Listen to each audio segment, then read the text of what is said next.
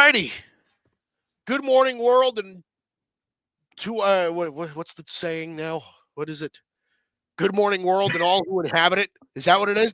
I don't know. I just love it. That's the end. Good morning, and what do we?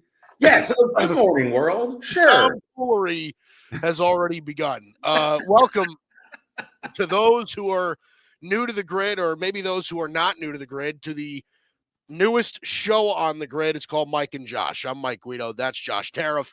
It is great to have you here with us. Something different about this show is that this is not your traditional sports podcast where you just talk for 90 minutes and there's no break in between.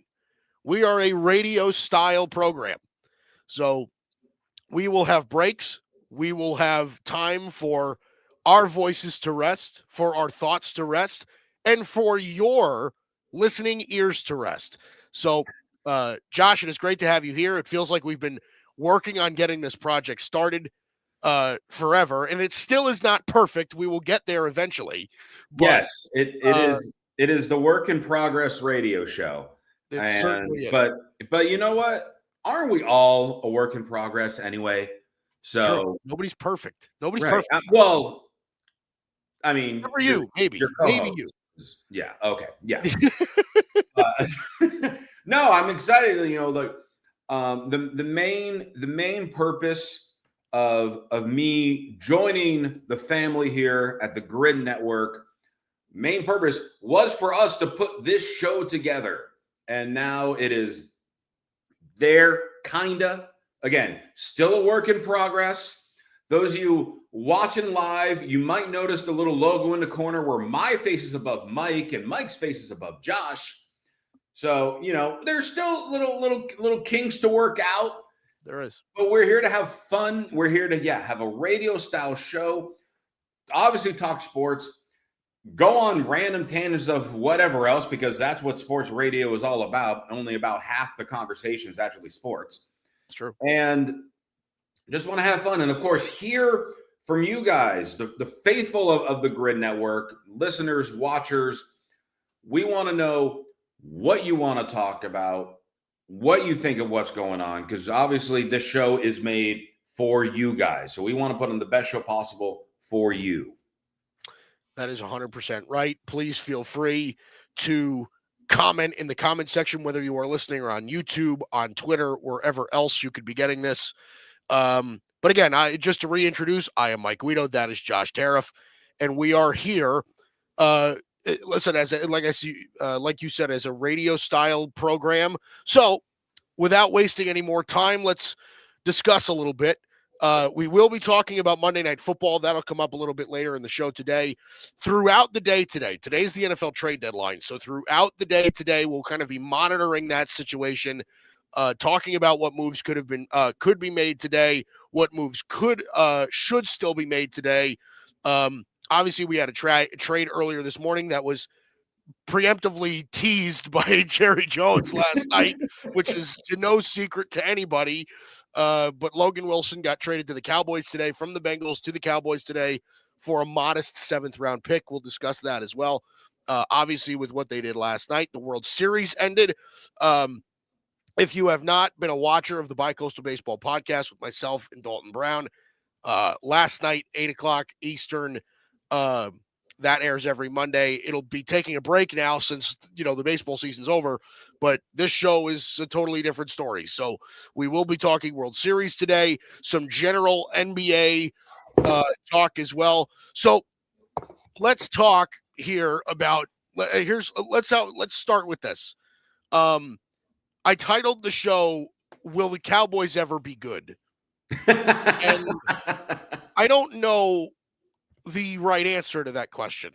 I really don't, because the reality is that Jerry Jones is alive and well, and I think a lot of people view this as as long as Jerry's around, the Cowboys will never be good. So that was a pretty disappointing loss that they suffered last night to the Arizona Cardinals, 27-17. was the final score in Dallas, by the way. Arizona snapping a 5-game losing streak with Jacoby Brissett at quarterback, no Kyler Murray. This is a team that has been going through it. And you know what the best cure for a team that's going through it is? All you have to do is play the Cowboys. That's it. It's offense gets rolling. That's really the answer to all your prayers. So let's talk about this, Josh. What's the problem with Dallas? Is it actually Jerry Jones? Is it coaching? Is it like what is the issue here in Dallas as they sit 3-5-1 to start the year? About halfway through the year, I should say. Well, clearly right now the issue is their defense. They've had 5 of their opponents this season reach their season high in points against them. Yeah. And because, as much as, we want to try to take shots at Dak Prescott because of, you're the quarterback of this team that's got such a cloud over it because of Jerry Jones and whatever the coaching situation is.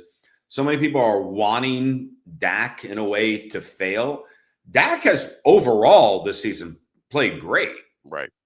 I mean, George Pickens has suddenly become a true threat at receiver that people thought he would have been in Pittsburgh. Javonte Williams has become a legit running back that people thought he would in Denver. So that side of the ball has not been terrible. It's that defense that's just so atrocious. And I know we're going to bring up and talk about, Micah Parsons. Oh, why'd you get rid of Micah Parsons? Here's the thing. It's not just getting rid of Micah Parsons. It was the timing you got rid of Micah Parsons. You got rid of him, within a week of the season starting? Yeah, right. So when your entire defense sees their leader get traded from the team days before they're supposed to focus and start the season, not only is that obviously going to affect you statistically, but it affects your team mentally. When your captains is suddenly gone without you, really preparing for it. Right. And the Cowboys are this magical mystery team that will get victories that they shouldn't get, hide with the Packers, beat the Eagles, and then have items where they lose. And it felt more convincing than it actually was, losing to Jacoby Brissett and the Arizona Cardinals. Right. So I had, we all have like our various bold predictions heading into the start of the season and all that. One of my bold predictions does not look like it'll be fully coming true because of other injuries, because I said the Dallas Cowboys would be last in their division. And realistically, if the Giants didn't get bombarded with all these injuries, they would be better than the Cowboys at this rate. Yeah. Because the Cowboys need answers, again, primarily on the defensive side. So, okay, yeah, you go ahead and you make the trade and you add Logan Wilson. Cool. That's fine. Mm-hmm. You do also have a team that you just traded for a player from a team whose defense has given up 38 plus points the last 2 games. So, right. Not sure Logan Wilson's going to be the answer here. Cowboys are a mess on the defensive side. Yeah. Yeah, I think the Logan Wilson trade will help because I think Logan Wilson is a solid NFL linebacker. I think that when DeMarvion Overshown comes back for them, I think that linebacker rotation will look a lot better than it does now, right? Because instead of you starting guys like Kenneth Murray and Jack Sanborn and Damone Clark, like you're going to be looking at Logan Wilson and DeMarvion Overshown, who are established solid NFL linebackers. I think that's part of it. But this defense requires a lot more. Okay. I've always made the argument. Now, I obviously, like, when Micah Parsons got traded as a Cowboy fan, I was ready to abandon ship. I really like, I was like, all right, there's got to be greener pastures somewhere. And my mom grew up around Buffalo, and she's a diehard Buffalo Bills fan. So I was like, you know what? It's easier. I'll just go over there. Right. But it turns out the love that I have for the Cowboy franchise is a little bit more than I expected. It's kind of like the ex-girlfriend that you just like can't get over. You know what I mean? Oh no, yeah, it's Stephanie. She'll come back. Yeah, right. Yeah, she'll be back. She yeah, I made a mistake, but she's gonna forgive me for it, and we're gonna live happily ever after. But that's the thing, is the Cowboys are the ex-girlfriend that, like, is bad for you. She's mentally and verbally abusive, but then she just posts that one picture on Instagram. It's just like, ooh, like, you just have to come back. And that's really the issue that I have with the Cowboys, right? So, because you'll watch them, and the Cowboys are a fun watch. Oh, sure. I'll admit that. They're absolutely a fun watch. This offense is explosive. It really is. I'm amazed at what they've been able to get, despite the fumble last night. But I'm amazed of what they've been able to get out of Javonte Williams, who has been virtually a dud for in the early part of his career when he was in Denver. And George Pickens, who everybody was telling us that, listen, that trade for George Pickens is exactly what a Cowboy trade looks like. Right? He's going to be a problem in the locker room. He's super talented, but him and CeeDee Lamb are going to fight for targets and all that stuff. It really hasn't been that way. They've complemented each other beautifully when CeeDee Lamb's been healthy. And then when CeeDee Lamb hasn't been healthy, George Pickens has been a legit number one receiver who is balling the hell out while Lamb was hurt. So obviously, we can talk about the offense all day. We really need to start talking about, like, how brutally bad Matt Eberflus is as a coach. Like, this is just, you took and Micah Parsons leaving, I think, doesn't help the situation. Yeah. I still think this defense would be terrible even if Micah Parsons was still here. But I'll say this. You have Deron Bland, who is by all things considered, maybe before what this season has presented you, was a top-tier man corner, right? You have Trayvon Diggs, who has shown in the past, obviously, and he's getting a little bit later into his career now, but has shown in the past that he's an absolute ball hawk, will pick the ball off like nobody's business, true man-to-man corner.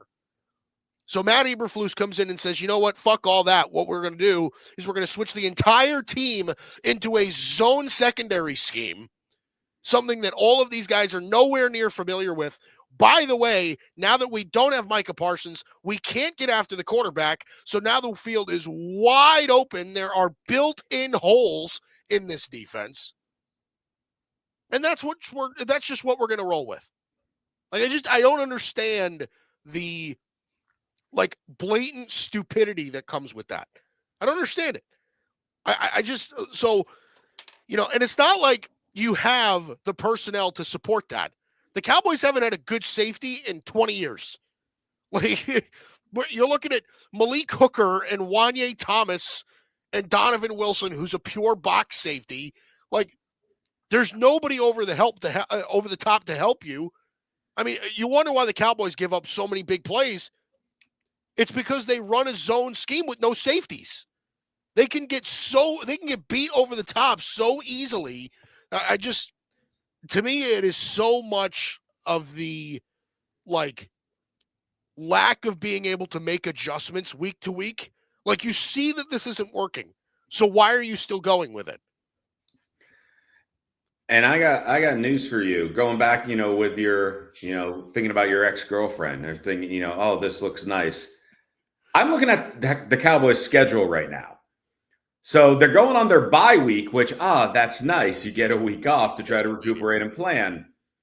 Then you got the Raiders on Monday night, which up until this past week, you thought it was a walk in the park, but now Brock Bowers is healthy, so we'll have to wait and see how that game goes. Right. But then following the Raiders, the Cowboys have the Eagles, the Chiefs, the Lions, the Vikings, and the Chargers. All 5 of those consecutive games. They're not winning any of those games. Yeah, it could go down. I mean, yeah, so they might beat the Raiders. They ain't winning any of those other ones. So, they're about to go possibly 1 out of their last 7. Yeah. And excuse me, I forgot how they lost to Denver last week. So it'll be 1 out of 8. So then you all of a sudden, okay, now you're prepping for a top 10 pick, maybe even top 5, depending on how the rest of the season goes. And then it comes back to the Jerry World type question, since he's also your general manager, on, what avenue should we take? Because obviously you should go defense, because we know that's clearly the issue with everything. But we also know Jerry Jones just like whatever the shiniest toy is that's available. Right. So if the shiniest toy happens to be, pick another wide receiver or run back, from your Ohio States, your Alabamas, your whoever, they're available, let's take them. Instead of really trying to build this team to give it a reason why you have so many loyal Cowboy fans, to give them a reason to feel like there's hope. Because right now there isn't. And you have Dak, who, again, to his credit, is playing great football. Contract issues, obviously, a lot of money, but he's playing great. CeeDee Lamb, you have a top 3 wide receiver in the league. You have that set. You got those 2 pieces. You know what else you need to win in football? Defense. Yeah. Because right now, the best player on the Dallas Cowboys that is not on offense is Brandon Aubrey. Yeah. I would make the argument. I would make the argument that Brandon Aubrey is the best player in the NFL. That guy's such a weapon. I'm not opposed to that argument. Cam Little kind of gave him a little run for his money. 68-yard field goal the other night. But that's just because Brandon Aubrey's just waiting. He's like, no, I'm going to pick the right time to hit it from 70. No, it's true. Listen, he had an opportunity last night to tie Cam Little and he missed. So, but I don't even count that. It turns out Brandon Aubrey might actually be human. So, it's possible that was all just for show. He's putting up people off of, like, just in case anybody had questions of whether or not he's like a cyborg or something like that. He had to miss one just to, bring people down to earth a little bit. That's all. Thankfully, my fantasy team already clinched their win this week, so that kick was not make or break for me on my team. No, there you go. So that's why Aubrey, you're fine. You can, show them you're weak by missing a single kick. So I was in an inaugural fantasy league last year. We did it again this year, but we've adjusted the scoring settings and everything like that. So It is not the same. But the commissioner of the league, who is one of my best friends, made it so that kickers are entirely OP. Like, not even funny overpower. So, like, I think a 50-plus yard field goal was like 5 points. Sure. I think a 60-yard field goal was 10 points. Okay, that's a little much. But. So I took Brandon Aubrey in like the 6th round or something like that, because I was like, hold on a minute. If we're going to be doing this, then I'm taking a kicker early. If I know a kicker's got a big leg, I'm taking him early. The thoughts of people's perceptions of kickers in fantasy baffle me. I have been in a league for years where there's someone in the league who's been adamant about removing the kicker from the league. Yeah. And I was just like, no, because the kickers make or break the team. Like, if I have a kicker that's going to get me 13 points instead of 8, that's going to give me the win. Right, 100%. No, I want my Brandon Aubrey. No, I want my Cameron Dicker, the kicker. I want these guys. Right, right, exactly. I've been one of those guys that takes, like, because what's the traditional fantasy rule, Josh, where your last 2 picks, generally speaking, you pick your kicker and your defense, right? Like that's the general rule in fantasy football. And I personally never do that, but I yes, never do that either. I always pick them a little earlier. Yep. I always pick and I won't pick them in like the 3rd round, but I'll pick my defense in the 12th or something like that. I typically pick my defense around round 10, and then I'll pick my kicker around round 12 or 13. My last pick is typically my backup quarterback. Yeah, that's generally speaking me too. Just about. And that's why we're doing this show together, because we got so much. We have that fantasy knowledge, right there. We know the last pick should be the backup quarterback. Are either of us winning in our fantasy leagues? Because I'm not. I'm 7-2. I have a shot. Whoa. Okay. I have a shot. I was able to pull off a trade. At the very beginning of the season. Well, that helps. Where I was able to acquire Jamar Chase. So what was the trade? I traded Christian McCaffrey, Marvin Harrison Jr., and Rashee Rice for Jamar Chase, David Montgomery, and Jaden Reed. That was my trade. So here's the reason I made that trade, was because I desperately needed a top-tier receiver. Sure. My running back, I already had Jahmyr Gibbs. I already had Josh Jacobs. And at the time, I already had Chuba Hubbard. So I was like I had Christian McCaffrey on my roster, and I'm like, okay, of the running backs on my team, which one do I feel most comfortable getting rid of? And I'm thinking to myself, I'm like, well, it's not Jahmyr Gibbs because he's a stud. Christian McCaffrey's very, very good, but he could snap his ankle in week 1, and I'm just out of that asset. So, and I know the guy that I traded him to for Jamar Chase had him last year and fell in love with him. So I took advantage of that relationship. See, that's why, listen, like, you ever watch the show Suits? Oh, yeah, I've seen Suits, yeah. Yeah, like Harvey Specter, right? Mm-hmm. Don't play the odds. You play the man. That's what I did. I played the man. Played into his emotions. And with that, we'll take our first break. This is Mike and Josh on the Grid Network. We'll be back in a minute. What up, Cowboys Nation? We are Cowboys Can Fan. Like Canadian fan. And we're big Dallas Cowboy fans. We live stream every Dallas Cowboys game with our unapologetic, intoxicated play-by-play and color commentary, and we guarantee you won't find anything like this anywhere else. We do that in the ring together? We told you Not So Bland was here to stay, baby. And if you like to have a couple cold ones, Crack 'em if you got 'em, son. Crack 'em if you got 'em, son. Crack 'em if you got 'em. And watch the Dallas Cowboys play football. you need to join us 1 hour before the Cowboys kick off, throw your score prediction in our live chat, and if you're right, guess what? We'll send you a shirt, some Can Fan merch. Click the link, check us out, and subscribe if you like what we do. Oh, and remember, BYOB. Yep. Oh, yeah. Bring your own boosh. What's going on, everybody? My name is Bryson Carver, and I'm the host of the Carving It Up podcast right here on the Grid Network, as well as my own personal YouTube channel, Carving It Up with Bryson Carver. On my show, talk about a number of the biggest topics in the world of sports, as well as culture and entertainment, and I include special segments such as Bryson's Best 10, The Ball View, and one of my favorites, Carving Up the Context.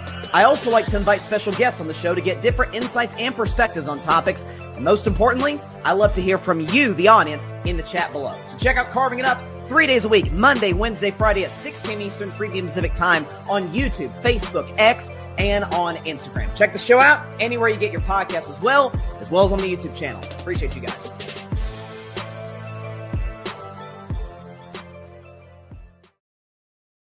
Alex Rodriguez is coming out with a documentary, and it goes into detail. Like, he's never talked about the steroid part of it and all the pressure.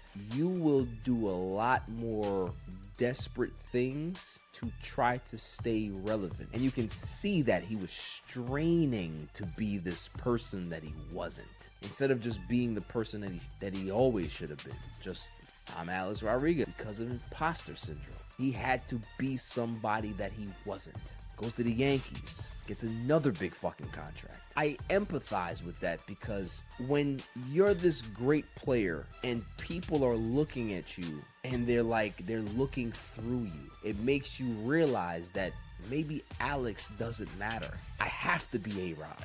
Yo, this is Barry Grant Jr. I want to give a big shout out to Mike and Josh, and be on the lookout for more clips from All Even Podcast. This is Patrick L. Brown, lead journalist here at the Grid Network, reminding you to make sure that you check out all of the latest articles over on the Grid's webpage under the blog section. There you will find the hottest takes in sports, mixed in with some mental health articles as well. Dare to be different, enter the Grid, your new leaders in digital media, sports, and entertainment. As I always say, stay tuned. Well, thank you, Patrick. I appreciate that. And we are back here on Mike and Josh. Mike Guido, Josh Tariff here with you. So we've had, honestly, here's, let me tell you something. Tell me something, Mike. Tell me.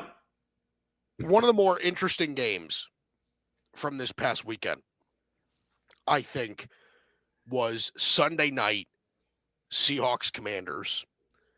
Yes. Because, I don't think anybody anticipated the Commanders being this bad. They're 3-6. And Jaden Daniels has been hurt for a decent portion of that, but even with Jaden Daniels, they haven't looked great. This is not the team that we thought that they could have been. They've had a really big issue in their running game, right? With Bill Krosky-Merritt and Chris Rodriguez and whoever the hell else they're trying to throw back there just to gain some sort of momentum in their rushing attack. So that's kind of the first angle I want to attack this. And we'll talk about the Seahawks in a minute, but the Commanders right now sit at 3-6. They got blown out 38-14 on Sunday Night Football at home. I mean, was last year a fluke? What is the future of the Commanders look like, at least for this year? What does it look like right now?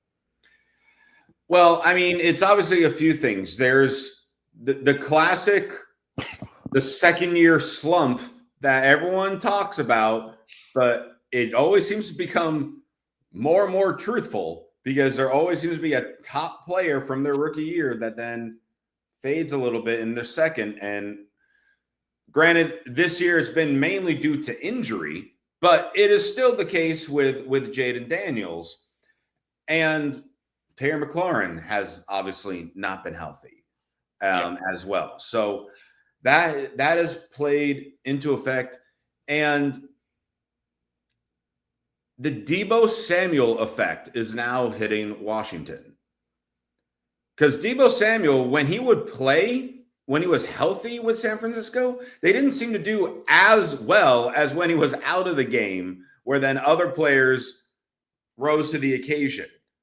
Now he's kind of been forced to be the number one receiving option for Washington with McLaurin getting hurt. And what does that mean? That means 67-year-old Zach Ertz is becoming, the top target for Washington. It's amazing how he's still playing. And still playing well. That has been the one spark for Washington has been Zach Ertz. I know. And like you said, Krosky-Merritt, Chris Rodriguez, they're not sure what going at running back. Obviously, losing Austin Eckler early in the season didn't help anything. Jerry McNichols. So they traded Brian Robinson. And trading Brian Robinson to be McCaffrey's backup. Right. So this is definitely a team that certainly surprised people last year for them to get as far as they did. So now it's, hey, we kind of figured Washington out, prepare for it. Unfortunately, Washington's situation, they're getting injured. So adjustments that are trying to be made are being made with backups, and they're not being able to capitalize on it. Yep. And we see this typically with a team that surprises us. I would not be surprised if we have a similar situation next year with the Colts, because all of a sudden they've come out of absolute nowhere. No one expected the Colts to be good, and here they are still at top of the AFC, and teams didn't know how to really prepare for them. Teams did not know last year how to prepare for Jaden Daniels. Yeah. And Coach Dan Quinn was really putting on a masterclass last year. And now all of a sudden this year doesn't appear to know when to keep his players in or out of a game when you keep Jaden Daniels and they get that, unfortunate, gruesome injury that happened, late in the fourth quarter, where Jaden Daniels realistically should not have even been in the game at that point anymore. They were already still punting in the fourth quarter, so they gave up on the game. So there's no reason to even keep him in. Right. So Washington, it's so interesting because while their record is fairly similar to the Cowboys, who we were just discussing, it's for just completely different head-scratching reasons. The Cowboys, it's clear, your defense is atrocious. Washington is just like, wait, what's happening here? Like, yeah, I don't understand. Yeah. Patrick Brown, who again, great friend of great friend to virtually everybody's show here. One of the biggest supporters here on the grid, and also lead journalist, says Commanders' offensive line is horrible. Jaden Daniels' injury was malpractice by Dan Quinn. He needs to take accountability for leaving him out there. So he's agreeing with what I'm saying. That's why I like Patrick right there, because he was agreeing with me. Yeah. Well, I mean, it is true, but it doesn't make sense. No, it didn't. So there certainly is something to be said there. Let's talk about the Seahawks for a minute. That to me, I felt was the bigger story of this game. Yeah. So Sam Darnold was 21 of 24 for 330 yards, 4 touchdowns, and a pick. Jackson Smith and Jigma is a number 1 receiver. That kid is so good. Mm-hmm. 8 catches, 129 yards. I believe he still leads the league in receiving yards at the moment. If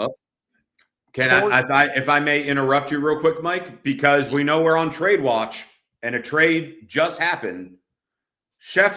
Adam Schefter tweeted, Raiders are trading wide receiver Jacoby Myers to the Jacksonville Jaguars in exchange for 4th and 6th round picks. Okay. So Jacoby Myers goes to a place where he'll be paired up with Brian Thomas and Parker Washington and where they needed another strong receiver since Travis Hunter just went down. Right. Yeah.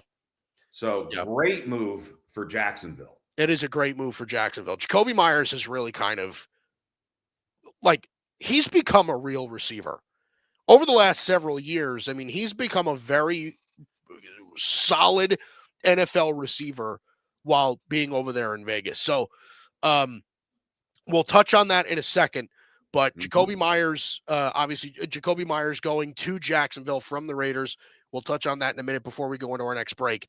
But back to Seattle. Are the Seahawks really this good? We talked about, and here's honestly, maybe the underlying story of this is whether the Vikings made a mistake of letting Sam Darnold walk.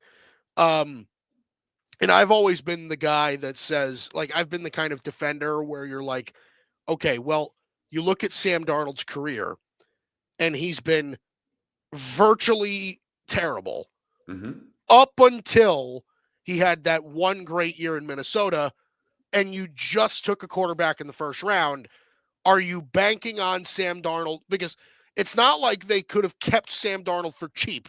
It's either pay Sam Darnold on the risk or start your rookie first-round pick. I kind of think the Vikings made the logical move, but like, let's go back to the original question. Are the Seahawks really this good?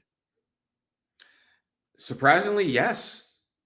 They really are. And I was with you in thinking it was at the time the right choice for Minnesota to just go with their rookie and have Sam Darnold get paid by someone else. And Seattle was the team that paid him.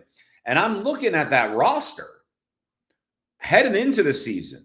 And I'm like, all right, you're taking a chance on Sam Darnold, who's only had one good year. You're bringing in Cooper Kupp, who certainly is not what he used to be. Kenneth Walker gets hurt all the time. You have a solid defense. So it's just like, how much really has Seattle improved? And there's still kind of like the same mediocre 500-ish team. And then they got on the field. and I don't know what Mike McDonald is doing with them, especially when they're on the road. Mike McDonald and the Seahawks do not lose on the road. Right. And Sam Darnold is playing like he should be a top 10 paid quarterback. He was 16 for 16 in the first half with 4 touchdowns. He had a top fantasy football performance in the first half. Yeah. And when he's clicking, obviously, Jackson Smith-Njigba, as you said, he has certainly emerged as one of the elite wide receivers in the NFL this year and is certainly in the running for Offensive Player of the Year as we speak. Yeah. Then, did you have on your bingo card touchdowns by Cody White, Elijah Arroyo, and 2 for Torrey Horton? Because I think until Sunday night, I never even heard of any of these guys. You mean Colorado State great Torrey Horton? Of course I did. Oh, of course. Yeah. How dare I question your Colorado State knowledge there? So he's finding people to get the ball to against teams that we thought were good quality, because again, our head's scratching against Washington, but it's obviously not just Washington. Seattle is 6-2. And again, 4-0 on the road. And if I'm looking up, their schedule, because obviously that division is very tough. The way the Rams have been playing, 49ers, if they can ever get healthy, because right now, you look at their schedule, they go to Arizona, or they're hosting Arizona, excuse me. Then they got the Rams. Then you got Titans, Vikings, Falcons. So they got at least 3 of those. Yeah. So they are a true threat, not just making the playoffs, but to win the division in the NFC West. Yeah. And with that stout defense, and again, this past game was without Cooper Kupp. So all of a sudden you get him back in the mix as well with the stout defense. They're turning into this year's Washington for the NFC side, because no one expected Seattle to be in such command here. They thought, all right, NFC West, Rams and Niners are going to battle it out, and we'll see how Seattle does. Yeah. Yeah, Sam Darnold right now with a 116 passer rating. He's completing more than 70% of his passes, 16 touchdowns, 5 interceptions on the year through 8 games. So he's obviously been very, very good. He's on pace for over 4,000 yards. He's on pace for over 30 touchdown passes. Like, he's still playing very, very solid football. All Even Podcast, this is Barry Grant Jr. He said he's no doubt a QB1, always had the talent and the temperament. I'm rooting for him in a tough NFC West. This is Patrick Brown. In a tough NFC West, Seattle will be tested by the Rams and Niners. That division is up for grabs as we speak. And Patrick with an interesting comment here as well. Defensively, they're legit. Offensively, will you get Sam Darnold, who will play well on the road or fold in a big moment? We've seen it during the Tampa Bay game a few weeks ago. And there's one other one I want to pull up as well, because it goes back to what you were saying before about how good they've been on the road. They are 11-1 on the road under Mike Macdonald. However, their home record is little to be desired. So that's going to be an interesting story for them, is if they can, like, would it almost be better if they made the playoffs as a wild card team? Yes. So that they can go on the road every game. Well, I mean, the numbers show, yes, it would. That is the most intriguing thing with Seattle, who have arguably the most volatile home field advantage from fans, the way that stadium is built. Right, exactly. The 12th man, the 12th man, yet they're mediocre at home and nearly unbeatable on the road. So if they can figure out what it is on, okay, maybe like tell the crowd to your home crowd to quiet down a little bit. I don't know what you need to do. So wouldn't that be great if all of a sudden the home team's like, hey guys, 12th man, shh. I gotta give them a play. Shh. Yeah, right. Oh my goodness. So here's the underlying question now. Should every New York Jet fan move out to the Pacific Northwest and become Seattle Seahawks fans, since the Seahawks seem to have a way of having success with previously failed Jet quarterbacks, Geno Smith, Sam Darnold? Like, should they just kind of jump ship, maybe move over to the Puyallup, Seattle area? Well, I was going to, before you brought up Geno Smith, I was going to say, well, they got to spend a month in Carolina and then just hang out in San Francisco for a little bit. But okay, so they got to bounce around. They got to see the country a little bit. Yeah, okay, and then settle in Seattle. But then thrive in Minnesota, live in Minnesota, and love it for a year. Yes, and then you get like not want to leave Minnesota. Like, want Minnesota to be my home forever and just feel this is where my future is, and then are told, oh, no, thanks, but we're gonna go with a rookie. Yeah, and this is no knock on there's Jason a McCarthy. 21-year-old that graduated college, and we want him to move into your house, so you gotta go.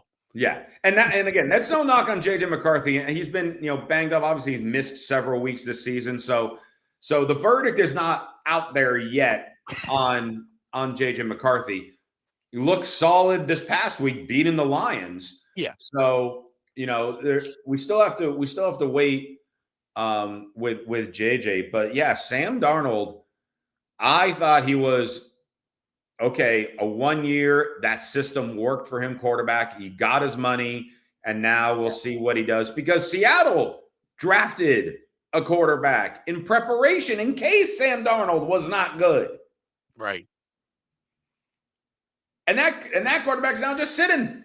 He's just like, I'm just twiddling my thumbs because we're winning. All right. I'm going to wait my turn, because now all of a sudden Sam Darnold's deal looks like a bargain. Yeah. Yeah. Barry Grant Jr., I have a gripe with him, because who doesn't have a gripe with Barry? Who doesn't? I know. He's like one of the most hateable men in America. Yeah. But if you haven't checked out Barry's podcast, the All Even Podcast, you'll understand why we say he's one of the most hateable people in America. You will watch his here's the thing. You will watch or listen to his podcast over and over and over again. You'll be hooked just because he says stuff that you hate. But obviously one of my good friends, and obviously the co-founder of the Grid Network, saying, I'm okay with this. He became a Jet fan, which, like, can we make fun of him just for like a minute? Because he was a Dallas Cowboy fan and then came fed up with what the Cowboys were doing. So he then jumped ship to become a fan of the New York Jets. Okay. Like, as if that's any better. So you're giving me breaking news here because I did not know this about our friend Barry, Mike. So you're telling me he chose to be a Jets fan. Yes. I did not think that existed. I thought you were like people were born into it, so they had to be a fan against their will to be a fan of the Jets. Oh boy, Barry. Because Barry and I have also started now a weekly wrestling podcast on his channel as well.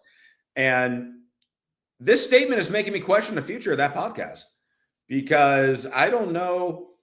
I don't know how comfortable I can be, being someone who chose to be a Jets fan. Now, granted, this is coming from someone who chose to be a lifelong Orlando Magic fan. Yeah, So, that is something. Hey, that really is something. When I got stuffed a Magic Dragon right here on my desk that says otherwise. I will. Here's the one positive thing I will say about the Orlando Magic. I forget. I want to say it was 2016. Okay, 2016, where Aaron Gordon should have won the dunk contest over Zach LaVine. Oh, 100%. That was let me tell you, over Taco Fall. Aaron Gordon, when he did the sit in the chair under the legs dunk over stuff the Magic Dragon on, I think it was on a hoverboard. Yep. I was like, come on, it's over. That was the greatest dunk contest dunk I have ever seen in my life. Okay, back to the topic at hand. Barry saying, from what I heard, Seattle has hairy women, so I don't know about it now. Jesus Christ. One day on the air, and we're already gonna get kicked off. Jesus. I was gonna say, I didn't know this was a satellite radio type show. Yeah. Oh my goodness. Okay. Before we go to break, let's talk about Jacoby Myers. Sure. Right. So that trade just dropped a few minutes ago. Adam Schefter tweeting that or reporting that the Jacksonville Jaguars are acquiring Jacoby Myers. I think they're swapping 6th-round picks, and also in the trade, the Raiders are getting a 4th-round pick back. So the Jags are in a position right now where, like, the division I think could be had. Like, if the Colts find a way to come back down to earth, right? And we saw it this weekend where, like, we saw a little bit of human Daniel Jones this weekend. There was a lot of pressure put on him to throw the ball a lot, right? He threw the ball 50 times in this game. He threw 3 interceptions. Like, there was a human element that maybe we shouldn't have even expected. We should have expected from the beginning from Daniel Jones. This is still a division, I think, that could still be had. Jaguars are 5-3 right now. If Trevor Lawrence can figure it out, you add another weapon into that offense. I mean, I think that opens the offense up more for Brian Thomas. I mean, I think this is a very positive move here for the Jags, and it's not costing a whole lot. So I like it. 100%. I couldn't agree more with that because it's not costing them a lot to try it because Brian Thomas still a little banged up. Obviously, the Travis Hunter injury happened, so they need that extra target. Plus, the Jaguars, even after this trade, still have 11 picks in the 2026 draft, including a second, 3/3, a fourth, 2/5, a 6, and 3/7. So they could still, even if they chose to, package some of those picks for someone else. There's still a few hours left in the trade deadline if they chose to. Absolutely. And yeah, Jacoby Myers coming off a career year. Last year was his first season breaking 1,000 receiving yards.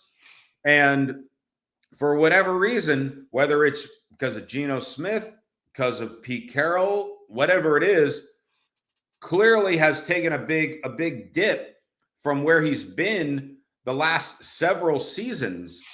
And this is a great refresh for Jacoby Myers. You got a team, like you said, still really in the hunt for the division, definitely wild card. They're definitely, a team on the rise. You got young talent. You got Trevor Lawrence. Travis Etienne has been playing well this year. So great move, showing the fans of Jacksonville, because let's be honest, they haven't really seen this in a long time, that, hey, we're trying to win. We're not going to be sellers. We're buyers here. We're trying to do something with it. Right. So, I think it's a great move for Jacksonville. Honestly, I'd have to look up Jacoby Myers' current contract, because honestly, I would have thought the Raiders could have got a little more for him than what they did. Yeah. So I think it's definitely a win for them. We knew the Raiders would obviously be sellers at the trade deadline. Yeah. So, well, now it's a matter of seeing how the Jaguars will go into this with him, because all of a sudden this Sunday, big game at Houston for Jacksonville. So will even Jacoby Myers be available for that game? Because Houston, while they've kind of been mediocre, their defense has been stellar. So what will they do with that? Yeah, it's certainly going to be interesting to watch.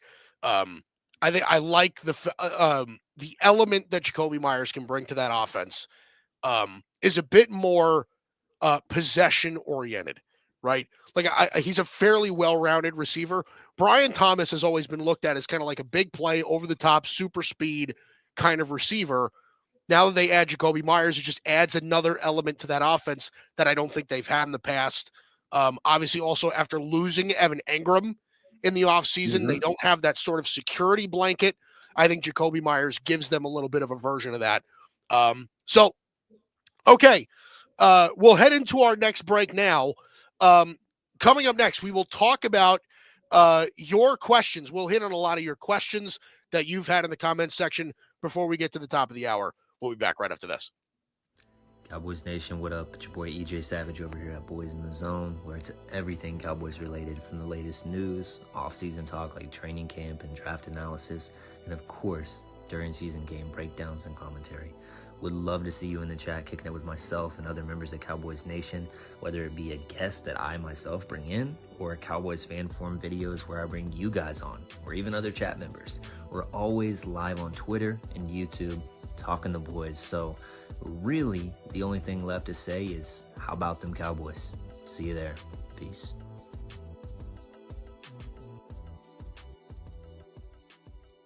Alex Rodriguez is coming out with a documentary, and it goes into detail. Like, he's never talked about the steroid part of it and all the pressure.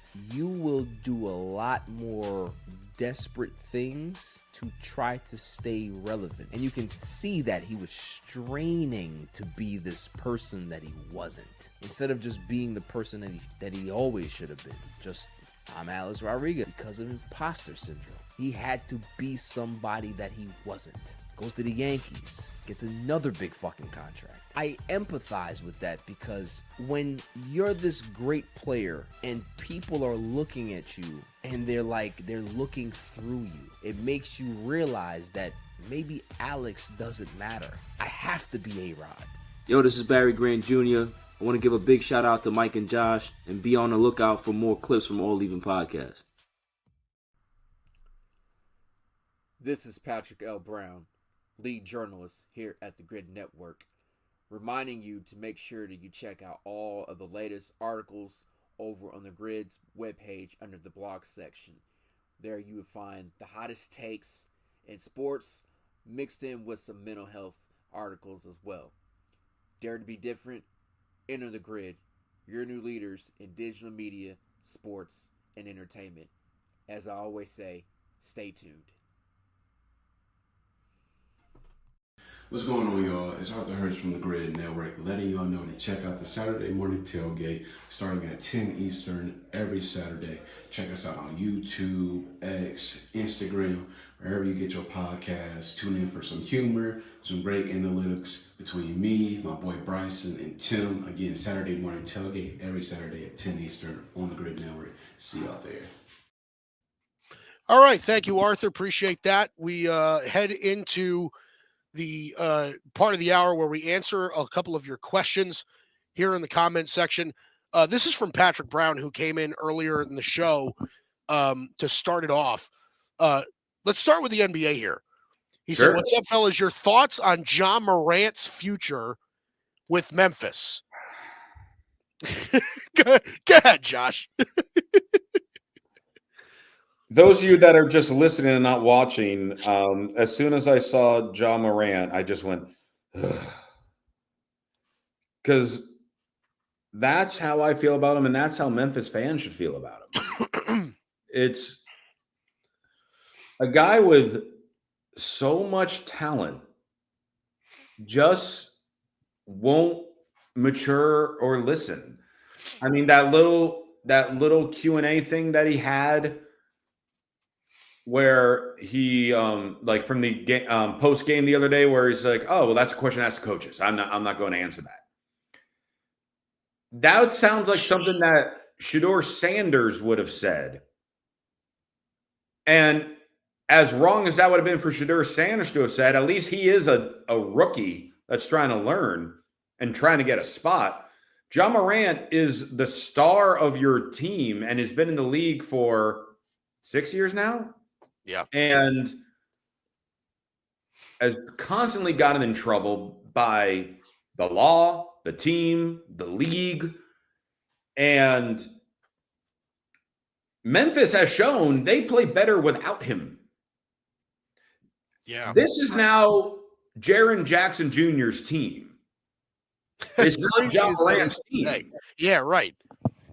And the fact that he still acts like it's his team shows that he's not understanding the concept there. Because he has, like I said, all the talent.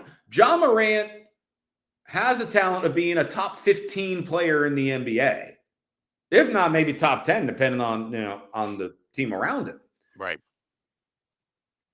Memphis needs to move on.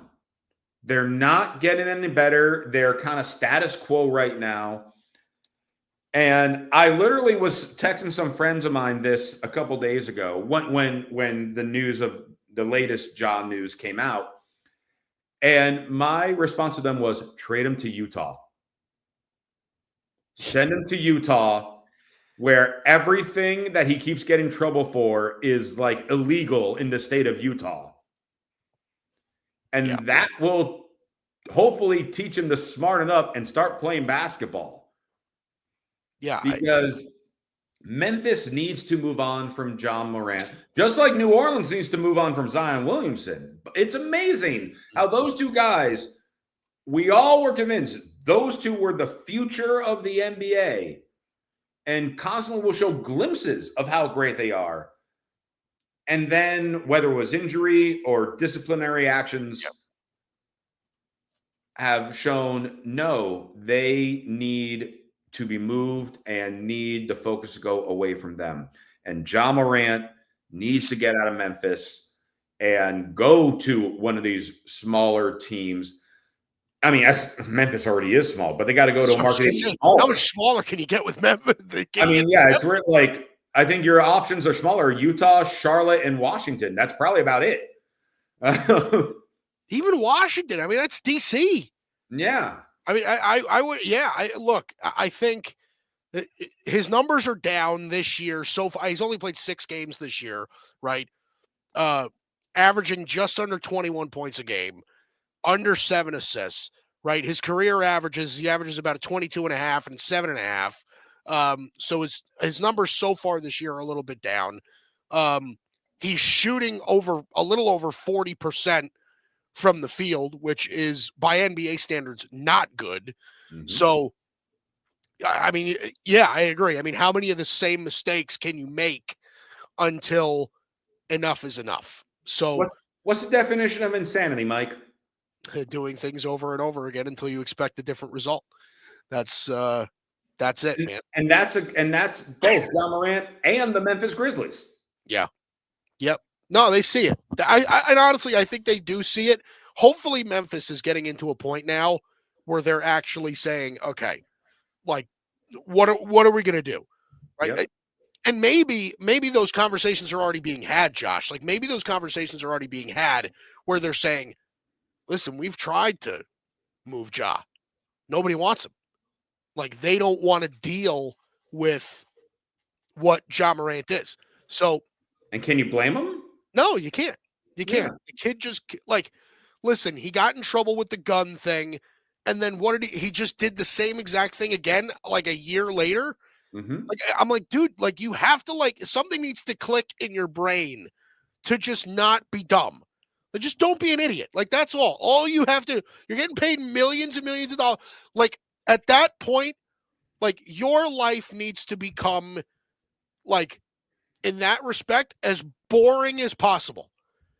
Okay? Like, find a hobby where, like, take up crocheting or something as a hobby instead of, like, doing other stupid shit. I don't know.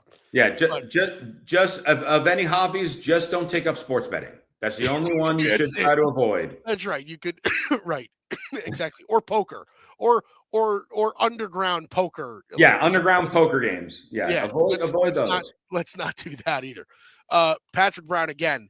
Let's touch on another one. Who are you taking to crown the NFC West? This kind of ties into the conversation we were just having. But listen, we talk the Seahawks obviously are super, super hot.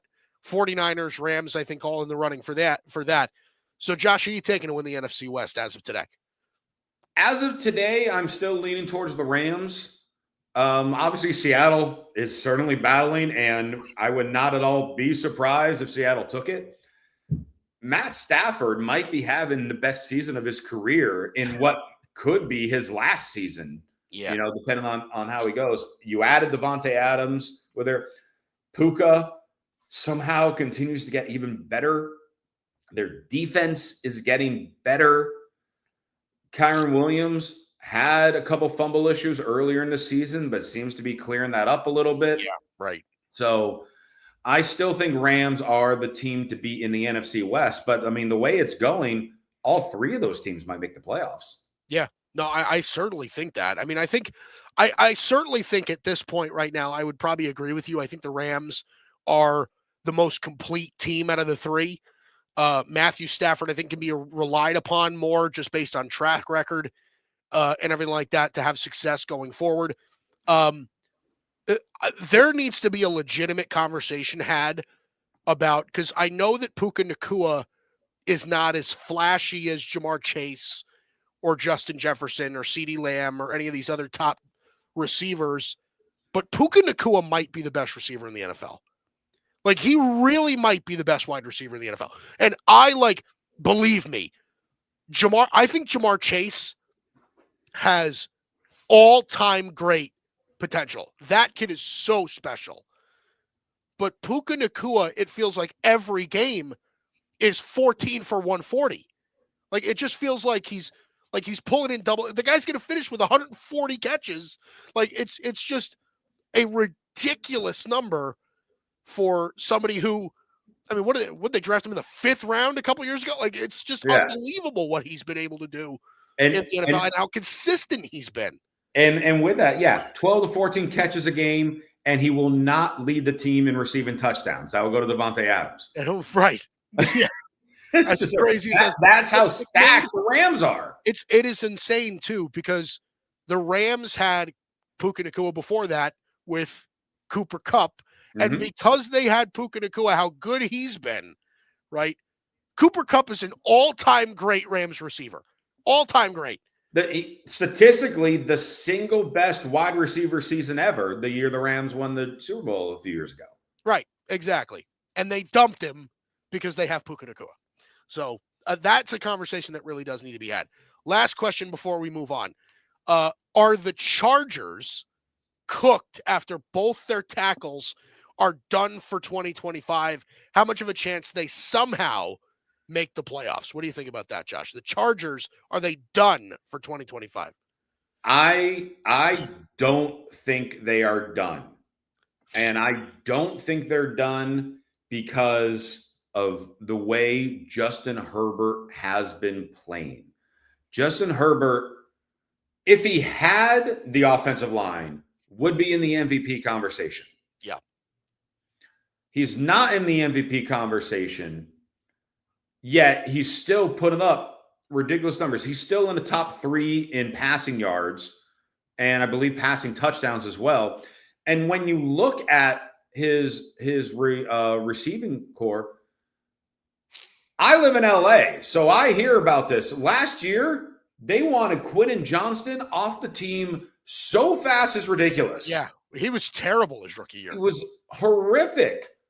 He's got 5 or 6 receiving touchdowns this year at halfway through. Yeah, kid put it together. I am hopeful for Charger fans that we are going to see an Adam Schefter tweet sometime today showing that they picked up another offensive lineman, because realistically, they need the help on the offensive line to make a run.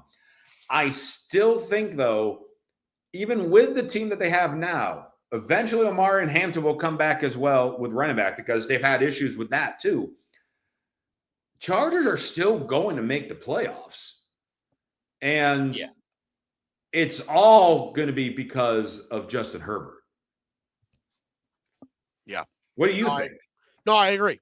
I think the Chargers are without a doubt a playoff team. I'm curious if if they're going to get any sort of production out of Omari and Hampton this year. Because listen, they invested a first-round pick in that kid to try to solve their running game. And he just really hasn't been able to do much of that. Well, part of it's obviously being hurt the last several weeks doesn't help. Right, exactly. And that's a big part of it too. Don't you just love, by the way, how we just, we were talking about 67-year-old Zach Ertz earlier. Yep. Isn't it amazing how slightly younger 61-year-old Keenan Allen seems to leave the Chargers offense for a year and then comes back and fits like a glove as if he never left? He immediately went to Chicago and seemed like he was 67 years old. It's right. And then, I'm coming back to the Chargers. Oh, now give me that LA water, that lovely LA water that apparently makes you feel younger. Yeah. I mean, look at me. I live in LA, and you're looking at me right now. I am 89 years old, and how do I look? You look good for 89. Thank you. One more guy I want to bring up for the Chargers, by the way, because I think, I'm big into unexpected rookies. Aronde Gadsden has been very good for them as a 5th-round pick, starting tight end. He's been one of their most reliable targets as well this year in a completely unexpected 5th-round pick out of Syracuse, and he's been very, very good. Well, I mean, come on, the Orangemen, we know they bring out the greatest tight ends in the history of the NFL. So it only makes sense for Hampton to do it. Yeah, he's fit in real well.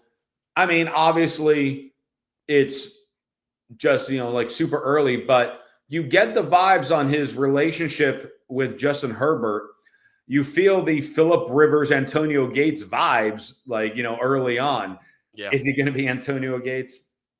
How many people will? He's a Hall of Famer for a reason. Yes, he will. All right. Hey, and maybe he will. But yes, I mean, with all the injuries they had on the offensive line and running back, definitely a huge sigh of relief that has helped the Chargers tremendously. Yeah, certainly. All right. That does it for our first hour. 1 hour to go. We will be back for Mike and Josh here exclusively on the Grid Network. What up, Cowboys Nation? We are Cowboys Can Fan. Like Canadian fan. And we're big Dallas Cowboy fans. We live stream every Dallas Cowboys game with our unapologetic, intoxicated play-by-play and color commentary, and we guarantee you won't find anything like this anywhere else. We do that in the ring together? We told you not so bland was here to stay, baby. And if you like to have a couple cold ones, crack them if you got them, son. Crack them if you got them, son. Crack them if you got them. And watch the Dallas Cowboys play football. You need to join us 1 hour before the Cowboys kick off. Throw your score prediction in our live chat, and if you're right, guess what? We'll send you a shirt, some Can Fan merch. Click the link, check us out, and subscribe if you like what we do. Oh, And remember, BYOB. Yep. Oh, yeah. Bring your own boosh. What's going on, everybody? My name is Bryson Carver, and I'm the host of the Carving It Up podcast right here on the Grid Network, as well as my own personal YouTube channel, Carving It Up with Bryson Carver. On my show, talk about a number of the biggest topics in the world of sports, as well as culture and entertainment, and I include special segments such as Bryson's Best 10, The Ball View, and one of my favorites, Carving Up the Context. I also like to invite special guests on the show to get different insights and perspectives on topics, and most importantly, I love to hear from you, the audience, in the chat below. So check out Carving It Up 3 days a week, Monday, Wednesday, Friday at 6 p.m. Eastern, 3 p.m. Pacific time on YouTube, Facebook, X, and on Instagram. Check the show out anywhere you get your podcasts as well as on the YouTube channel. Appreciate you guys.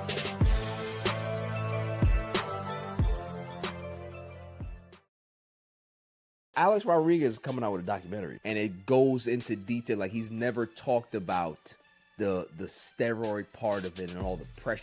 You will do a lot more desperate things to try to stay relevant, and you can see that he was straining to be this person that he wasn't, instead of just being the person that he always should have been. Just, I'm Alex Rodriguez, because of imposter syndrome. He had to be somebody that he wasn't. Goes to the Yankees, gets another big fucking contract. I empathize with that, because when you're this great player and people are looking at you and they're looking through you, it makes you realize that maybe Alex doesn't matter. I have to be A-Rod. Yo, this is Barry Grant Jr. I want to give a big shout out to Mike and Josh, and be on the lookout for more clips from All Even Podcast. This is Patrick L. Brown, lead journalist here at the Grid Network, reminding you to make sure that you check out all of the latest articles over on the Grid's webpage under the blog section. There you will find the hottest takes in sports, mixed in with some mental health articles as well.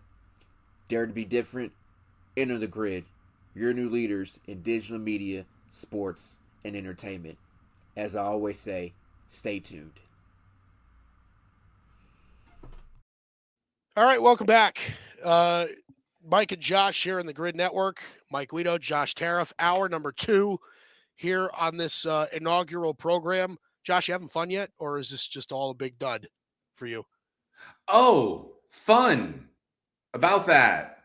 No, there's a blast. What are you talking about? Like, we're enjoying ourselves. We are chatting sports. We're making each other laugh. We got our like live chat going with questions and comments. It's great. We want to keep hearing from the fans and listeners. Grid Nation. I don't know if that's what you guys call it. I know I'm the new guy here, but I just dubbed it Grid Nation. So we want them to keep making this show better and better. Obviously, episode 1, we're going to be doing this every Tuesday morning for you. And we want to make sure that this is the best sports radio YouTube show going. Say that 5 times fast. Yeah, 100%. Right, exactly. I'm not even going to try. But more importantly, Mike, are you having fun? Because you've had to put up with me for over an hour now. Oh yeah, no. I don't wish that on my worst enemy. Crying LeBron is loving it right now. He's really. Those are tears of joy. Those are tears of joy. Listen, those are the tears right after the 2016 finals. By the way, the greatest NBA finals in the history of the NBA was when the 2016 Cavaliers took down the 73-9 Golden State Warriors after being down 3-1. Yeah, that's the best NBA finals ever. I mean, I'm partial because I'm a Cavalier fan, but that's the best finals ever. Let's say one of our sponsors, one of our commercials was our friend Bryson Carver, and now you're just like putting him under the bus, reminding him because he's the big Warrior fan, and now you're. Yeah, I don't want to hear it from him. Come on, he does. I mean, listen, I will die on the hill by saying that I will honestly die on the hill saying that the 2017 Golden State Warriors it was the first year they got Kevin Durant. That is the greatest team ever assembled. That is the greatest team ever. I will die on that hill. I have no reservations. That team would smoke any other team in NBA existence in a 7-game series. No questions asked. They would beat I think they'd crush the 95-96 Bulls. I think they would crush the 85-86 Celtics. I think they would crush the Showtime Lakers. They would crush the Bad Boy Pistons. They would crush any of those teams. The San Antonio Spurs from the late 2000s, early 2010s, they would crush those teams. That's how I feel. No. Stop. No. Stop. Don't even give me. You really don't think so?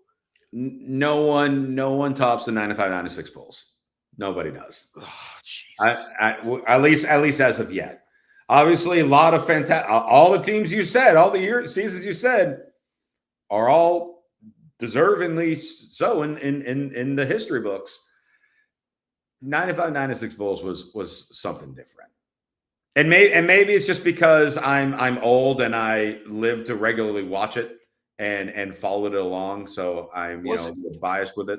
Given that you're 89 years old, I'm surprised to say the 1962 Boston Celtics with Bill Russell and Sam Jones and John Havlicek and those guys. Surprised you. I mean, it's up there too. Now, granted, I helped Dr. James Naismith design the basketball. So you were there. You were there with George Mikan and Bob Pettit and Dolph Shays and all those guys. Yeah. Who do you think taught him to take free throws? Yeah, you go right. Yeah. Oh man, just getting started here in hour number 2 of Mike and Josh here in the Grid Network. Let's talk a little bit of World Series. So the Dodgers. Let me tell you something. Obviously, my baseball show aired last night, and the baseball show is going to be taking a break over the course of the offseason. And we'll probably come back at some point in December around the winter meetings. But this was, and I'm old, but I'm not as old as you. Let's just thank you. You're welcome. With age comes wisdom, Josh. I love how episode 1, pretty much people that are new to me, all they're thinking now is like, Josh is actually how old. I actually don't even know that about you. How old actually are you, Josh? I am 42. Okay. All right. So you're not old. You're a young boy. You really are. I'm middle-aged and crazy. So I'm 29. Okay. So in my lifetime, okay, I was born in 96. So like the Yankees, I'm a diehard Yankee fan. Mm-hmm. In the Yankees like dynasty era, right? 96, 98, 99, 2000. I was a baby. I don't remember any of those. Okay. Mm-hmm. I don't remember in my lifetime remembering a World Series this chaotic and exciting. And this is between two teams that I don't particularly have love for, right? Like the Dodgers are full-blown villainized by everybody in Major League Baseball. Everybody hates them because of the deferred money to Ohtani and, the $325 million to Yoshinobu Yamamoto, who won World Series MVP. Like, they have been villainized by everybody in baseball, including myself. And I can't stand the Toronto Blue Jays because fuck them. Because, like, first of all, they ran around baseball as if they were like the ambassadors of baseball for the entire world, which blew my. Why? Because you don't play baseball technically in the United States? Give me a break. Like, I thought the jacket that they wore was stupid, regardless of the symbolism of it. I don't have respect for it. I hate it. I think John Schneider is the biggest tool manager in baseball, maybe behind Alex Cora. Like, I hated the way the Blue Jays operated. So I had no care for the teams in this World Series. However, I was thoroughly entertained. That was some of the most exciting baseball I have seen in what feels like a pretty long time. So let me throw this question at you, Josh. Is this the start? Like, officially the start? And listen, they've been to the playoffs 13 straight times, right? They've won the division 12 of the last 13 years. It's not like they haven't had success before this. But is this the start of a potential Dodger dynasty? It's not the start. We're already in the middle of it. When you've won 3 out of the last 6 World Series and the first back-to-back in 25 years, that's a dynasty.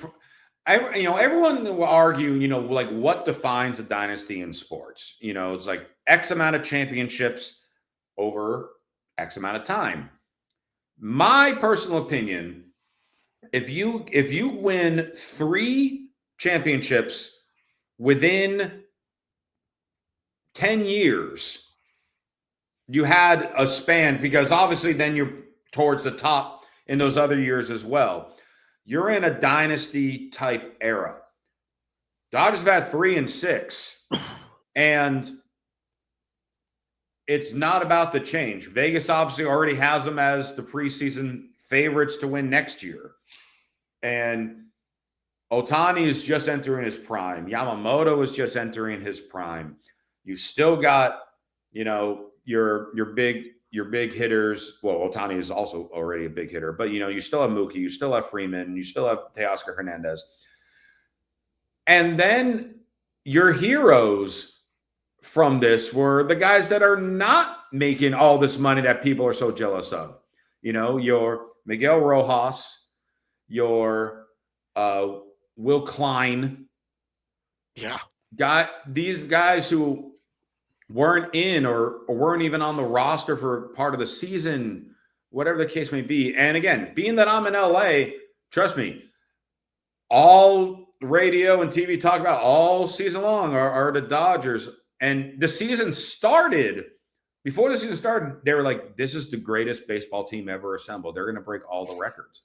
I thought they were going to win 125 games. Right. I genuinely thought that. Everyone thought that. And then, when they had that midseason struggle and were fighting to near the end of the season to win the division. Yeah. All of a sudden, everyone's just like, oh God, this team's like the biggest choke job disaster. What are we doing? What are we doing? Everyone asking for Dave Roberts to be fired. And it's just like, hey, Dave Roberts is the reason that you guys were able to pull this off against the Blue Jays by going with that gut instinct and making those adjustments when he did in the World Series, and obviously on the road. Interestingly enough, 5 of the 7 wins during the World Series were on the road. And this Dodgers team is absolutely a dynasty because, again, we know more players are going to join this team during the offseason. Mm-hmm. And you can't blame them for spending money when other teams could spend money and choose not to. Right. And I mean, and I know you being, a Yankee fan, obviously Yankees are right up there in the amount of money they spend also. So with all the other teams, the smaller market teams so annoyed, oh, here are the Dodgers again. They're just buying everyone. No, it's just because your owners are refusing to try to buy people. Yeah. And in the world of no salary cap, that's how it is. Whether you like it or not. Honestly, I would prefer some type of salary cap in baseball, but we're not going to get that anytime soon. And certainly teams like the Dodgers and Yankees will never agree to that. And the players wouldn't either. The players wouldn't either. And then, but it all stems back to, as high as their payroll was, this is certainly up there. I know it's recency biased as the greatest Game 7 in the history of baseball that had everything. And you had the Blue Jays, who were not expected to be much of anything at the start of the season, 2 outs away from getting their first World Series in 30 plus years. Yeah. And the only thing that I feel that will compare would have been back with the Cubs and the then Cleveland Indians in their Game 7, because that one even had a rain delay. That game had everything also, plus a delay. Yeah. And just like holding the suspense. And that was with 2 teams that have not won in nearly like 100 years. So it's like something's got to give. Right. the Cubs in actually 100 years, and the Indians were they had like 80 something at that point. 1948 or something like that. So there's just like, all right, one of them is going to end this drought, which is incredible. And then it goes to the game 7. So honestly, for me, and I enjoy baseball, but I don't have a specific team that I follow and am passionate about. I'll watch it. I enjoy it. Playoffs comes, I typically root for the underdog. So, head into this World Series. Obviously, I got lots of friends rooting for the Dodgers. Oh, it's cool if they win again. Hey, one of my earliest sports memories as a kid, because I first really got into sports as a whole around age 9 and 10, 93, Joe Carter. I was 10 years old when that happened. Yeah. So I was just like, oh, this would be cool for Toronto to win this as well. So I didn't have a dog in the fight. I'm just watching to enjoy it. And that game 7 to me is neck and neck with that game 7 of Cubs Indians for the greatest baseball game I've ever watched. Yeah. Yeah. It was unbelievable. It really was. It was an unbelievable series.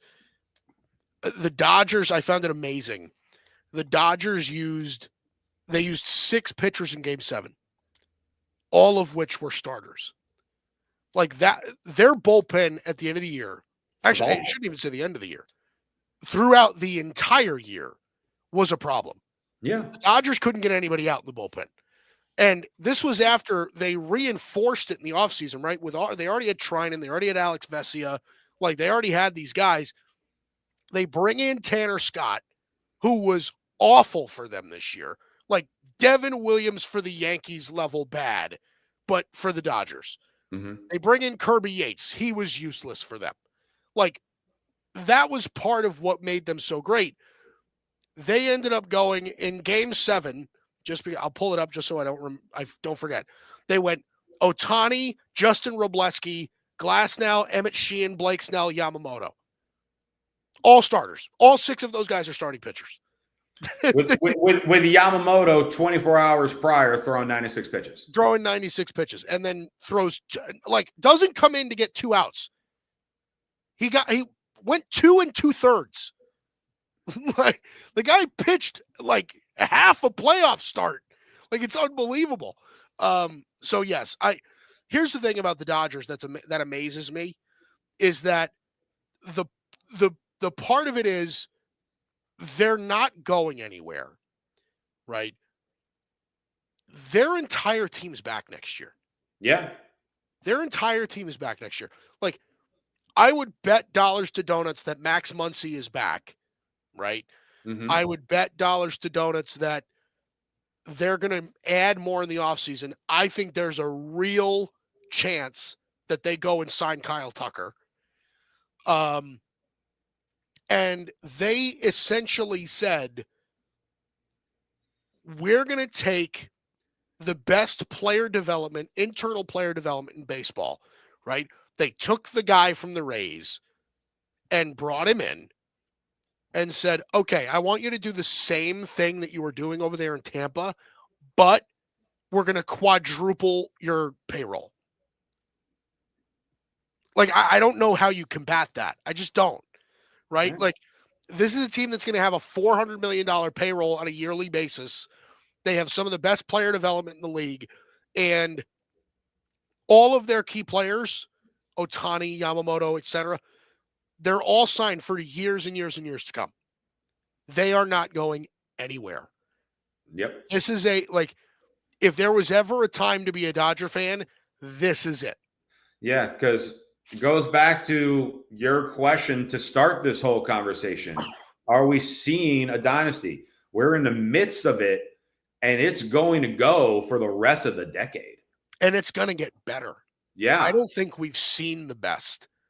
Like this, and they might not win the World Series next year. They're going to enter next season as the betting favorite. Yeah. But, and they might not win it next year, but they will be a threat to win it every single year for the next decade. Yeah, they will win at minimum one more between now and 2030. Yeah. And like you said, yeah, it might not be next year because there are a lot of other really good teams that are continuing to get better. I think the Phillies, teams like the Phillies, I think both New York teams are going to be up there too with the way the Mets spend money. The Brewers were fantastic this year. Right, exactly. Mariners.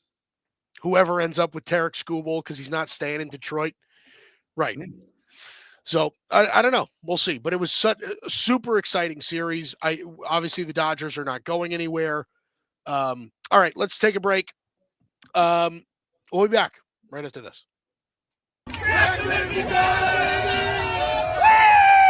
What up, Cowboys Nation? We are Cowboys Can Fan. You know, like Canadian fan. And we're big Dallas Cowboy fans. We live stream every Dallas Cowboys game with our unapologetic, intoxicated play-by-play and color commentary, and we guarantee you won't find anything like this anywhere else. We do that in the ring together? We told you not so bland was here to stay, baby. And if you like to have a couple cold ones, Crack 'em if you got 'em, son. Crack 'em if you got 'em, son. Crack 'em if you got 'em. And watch the Dallas Cowboys play football. you need to join us 1 hour before the Cowboys kick off, throw your score prediction in our live chat, and if you're right, guess what? We'll send you a shirt, some Can Fan merch. Click the link, check us out, and subscribe if you like what we do. Oh, and remember, BYOB. Yep. Oh, yeah. Bring your own boosh. What's going on, everybody? My name is Bryson Carver, and I'm the host of the Carving It Up podcast right here on the Grid Network, as well as my own personal YouTube channel, Carving It Up with Bryson Carver. On my show, talk about a number of the biggest topics in the world of sports, as well as culture and entertainment, and I include special segments such as Bryson's Best 10, The Ball View, and one of my favorites, Carving Up the Context. I also like to invite special guests on the show to get different insights and perspectives on topics, and most importantly, I love to hear from you, the audience, in the chat below. So check out Carving It Up 3 days a week, Monday, Wednesday, Friday at 6 p.m. Eastern, 3 p.m. Pacific time on YouTube, Facebook, X, and on Instagram. Check the show out anywhere you get your podcasts as well as on the YouTube channel. Appreciate you guys.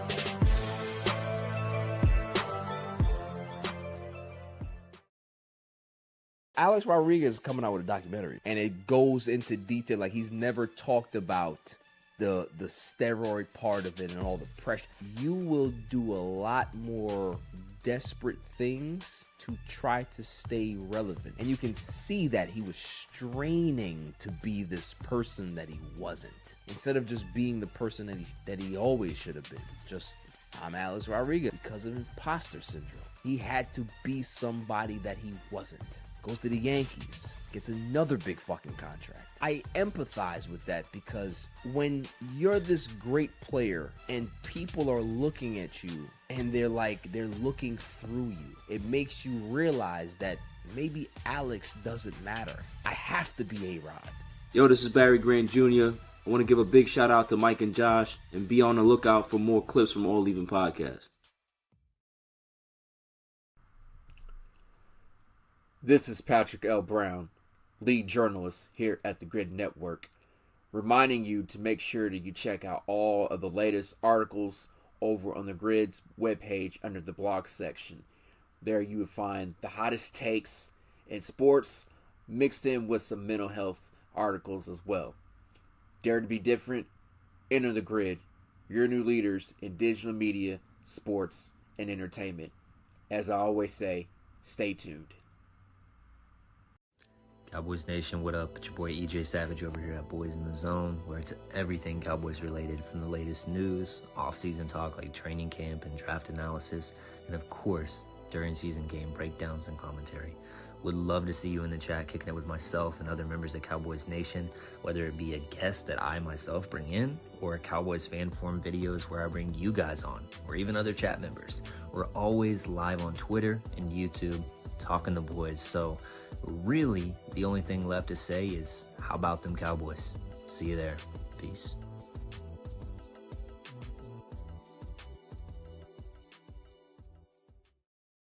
All right, welcome back. Halfway through hour number 2 here on Mike and Josh. So here's the rumor that's been floating around. It's another Cowboy rumor. Oh. There is apparently an offer to the Dolphins for Minkah Fitzpatrick. And apparently that is being used as a backup plan if the Cowboys can't land a top-tier pass rusher. So the rumors obviously been thrown around that the Cowboys have talked to the Bengals about Trey Hendrickson.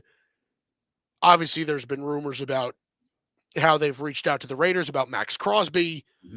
So it's to be seen right now that Minkah Fitzpatrick, and this is, again, it's just a rumor. This is not a report.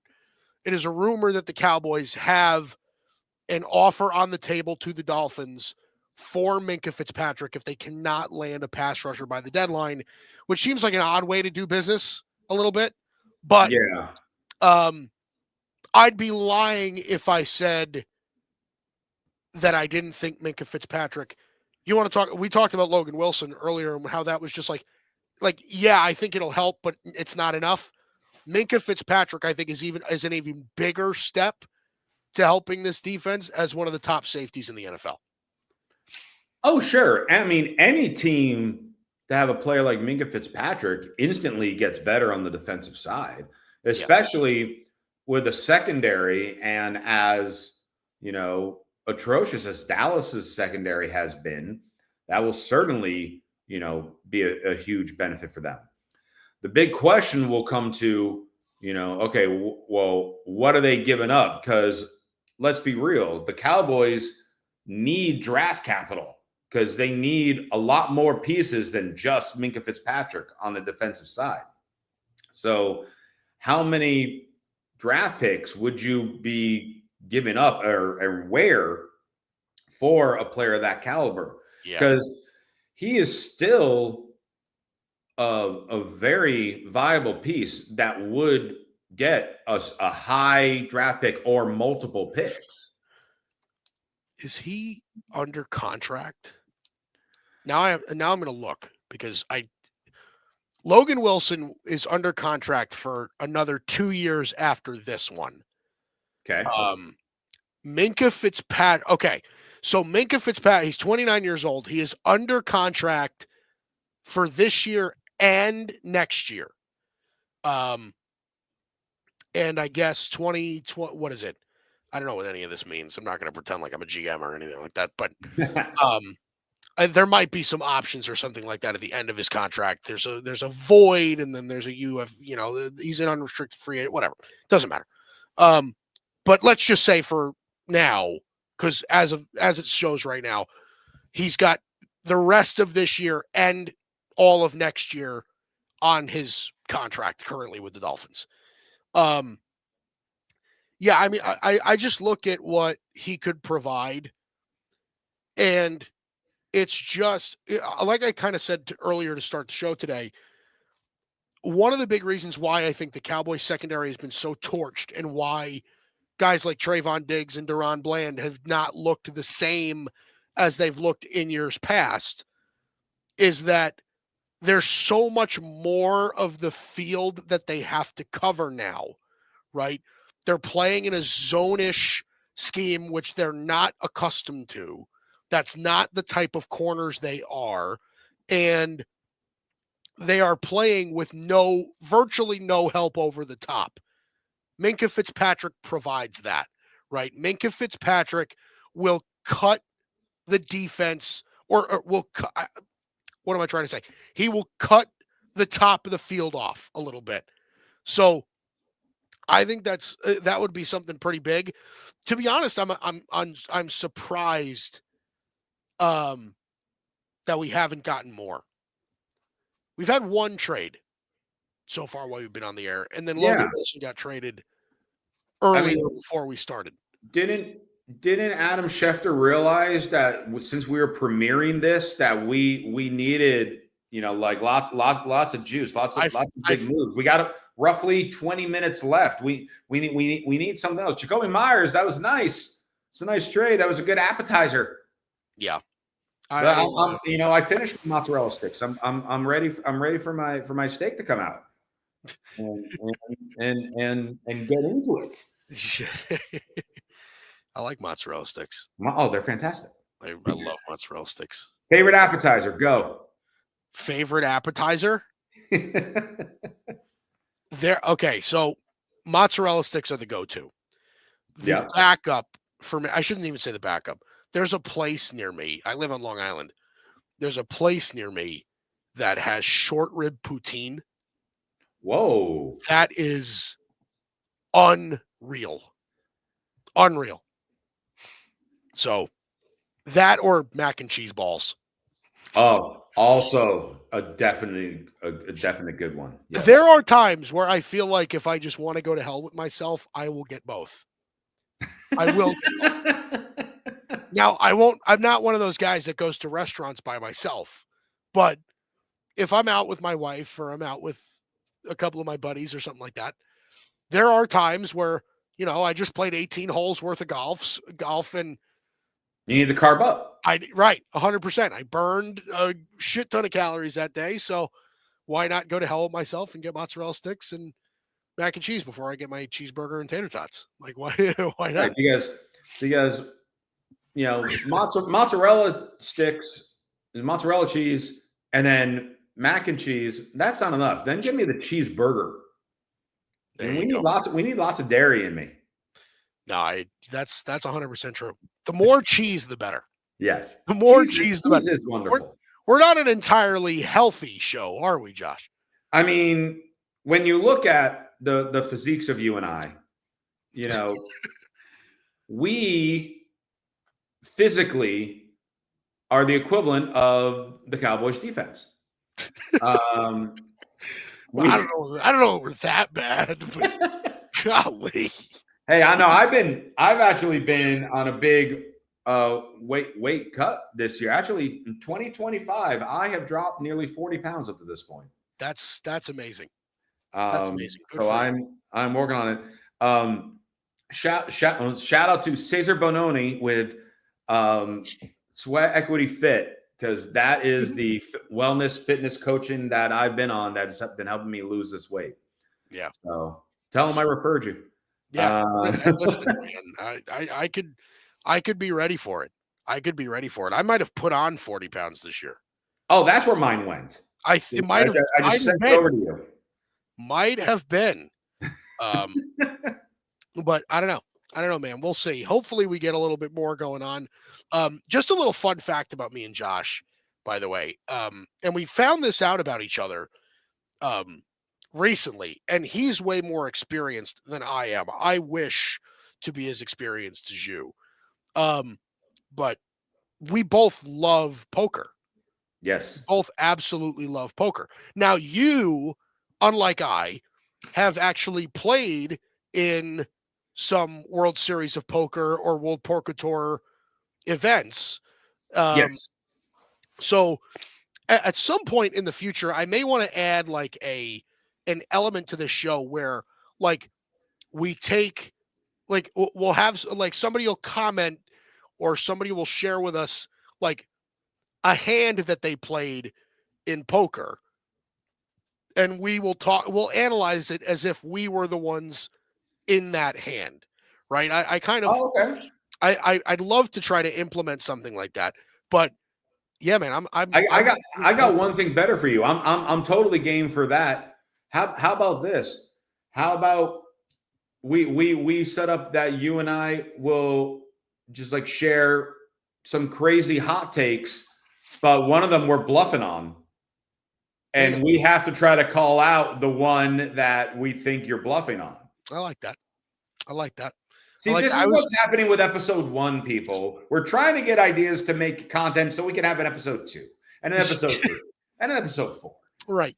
Exactly. It's going to be a constant brainstorming session. Listen, I'd be lying if I said the idea of us playing heads up hadn't crossed my brain, but 100% we could do that as well. I mean, at this point, we should just name the show Brainstorming with Mike and Josh. That should be the name of the show. That should be. Maybe it will be. Maybe you'll come back next week. And Brainstorming Sports with Mike and Josh. With Mike and Josh.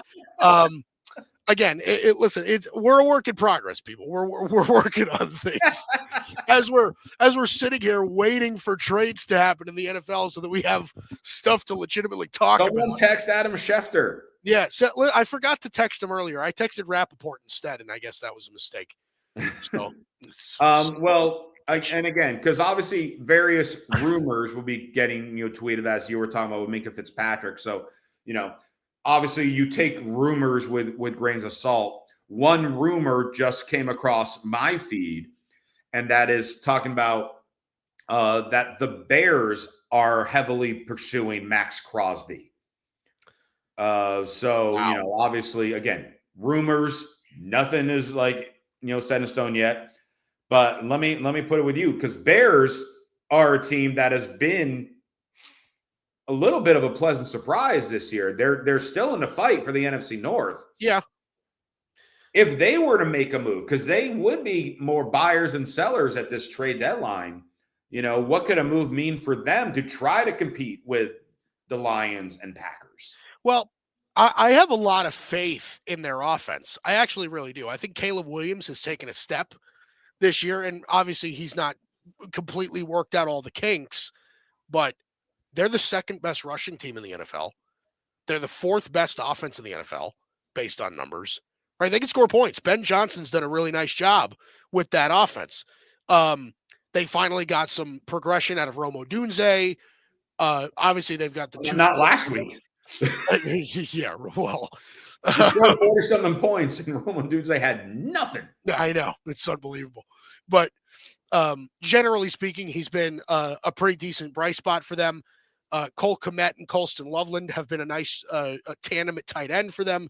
Obviously, with them investing a first-round pick on Colston Loveland. But yeah, if they can find a way to put pressure on the quarterback, right? Because they're bottom quarter of the NFL in virtually every defensive category. If they can I got to stop you. We have a trade. Schefter tweeted, Adam Schefter, Colts are trading 2 first-round picks to the Jets for cornerback Sauce Gardner. Sauce Gardner. Holy cow. Going from the Jets you're going from the last place Jets to the first place Colts. Colts are win now mode. And they just added Sauce Gardner for 2 first-rounders. Wow. That's unbelievable.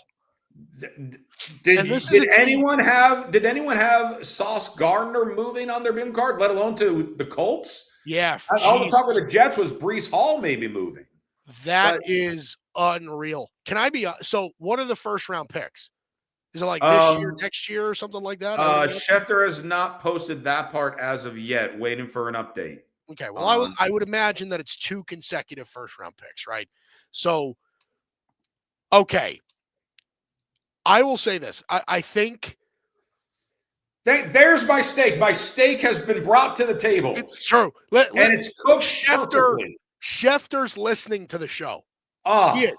Schefter is listening. Attaboy. But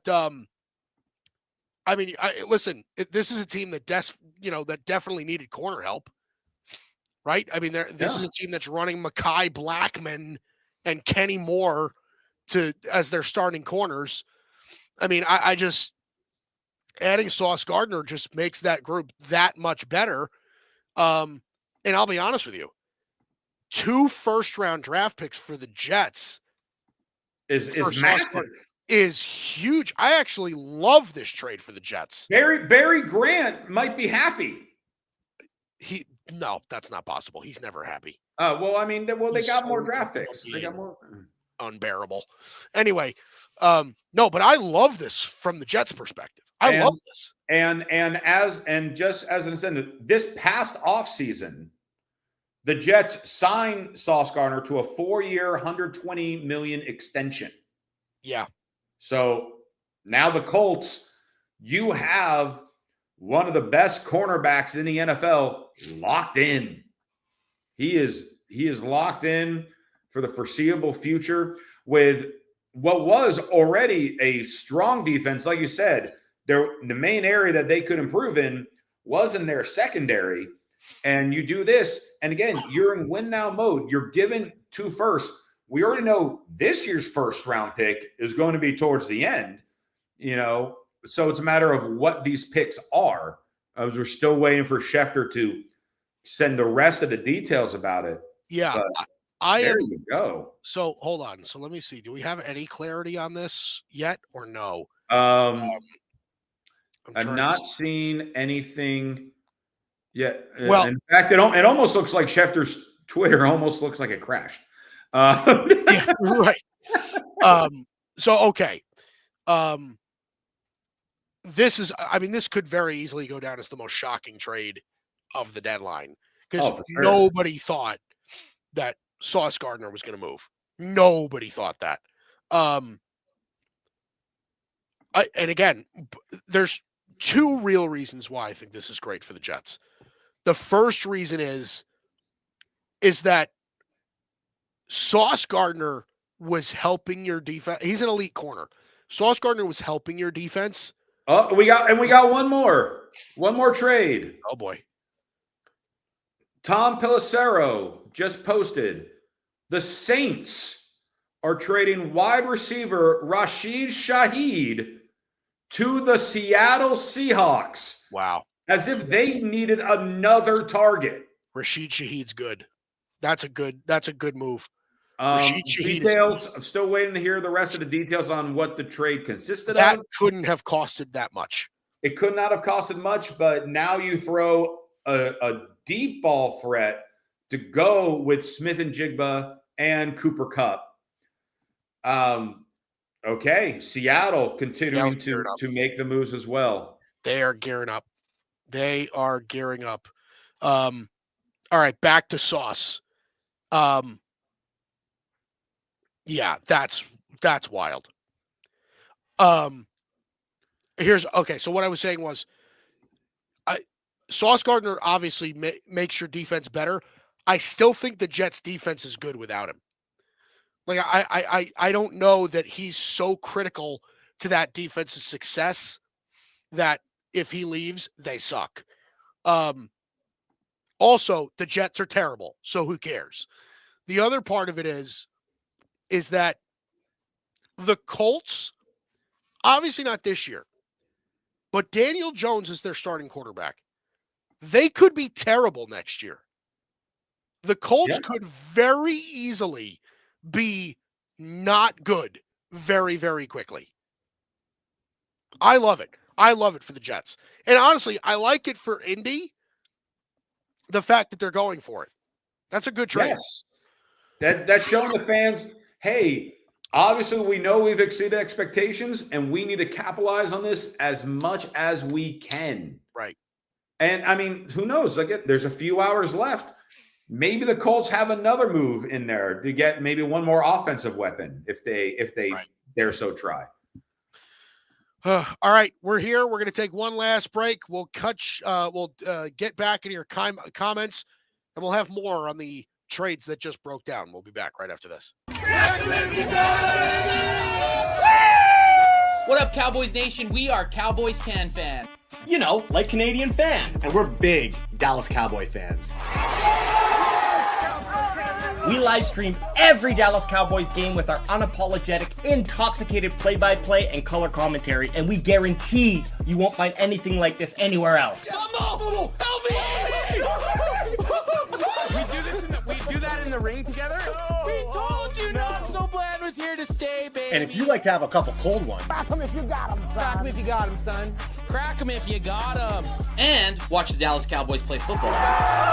you need to join us 1 hour before the Cowboys kick off, throw your score prediction in our live chat, and if you're right, guess what? We'll send you a shirt, some Can Fan merch. Click the link, check us out, and subscribe if you like what we do. Oh, and remember, BYOB. Yep. Oh, yeah. Bring your own boosh.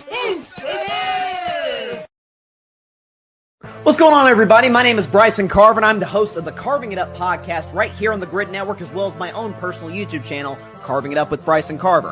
On my show, talk about a number of the biggest topics in the world of sports, as well as culture and entertainment, and I include special segments such as Bryson's Best 10, The Ball View, and one of my favorites, Carving Up the Context. I also like to invite special guests on the show to get different insights and perspectives on topics, and most importantly, I love to hear from you, the audience, in the chat below. So check out Carving It Up 3 days a week, Monday, Wednesday, Friday at 6 p.m. Eastern, 3 p.m. Pacific time on YouTube, Facebook, X, and on Instagram. Check the show out anywhere you get your podcasts as well as on the YouTube channel. Appreciate you guys.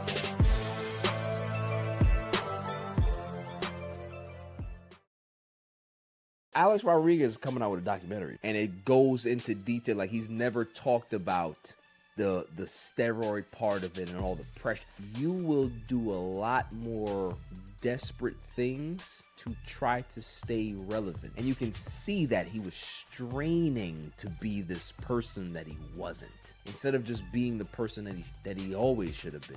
Just, I'm Alex Rodriguez, because of imposter syndrome. He had to be somebody that he wasn't. Goes to the Yankees, gets another big fucking contract. I empathize with that, because when you're this great player and people are looking at you and they're looking through you, it makes you realize that maybe Alex doesn't matter. I have to be A-Rod.